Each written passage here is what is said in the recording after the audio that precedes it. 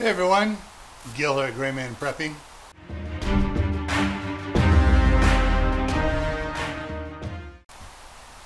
On this episode of Your Prep for Today, I want to talk to you about canned kidney beans. Now, some people love kidney beans, other people don't love them.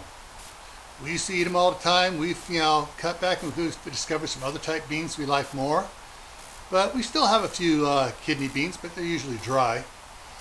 But if you use kidney beans, you might want to have more than a few cans of kidney beans on the shelves besides bags of dried ones. Canned kidney beans save time in preparation of meals.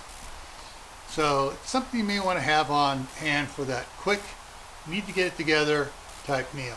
All right?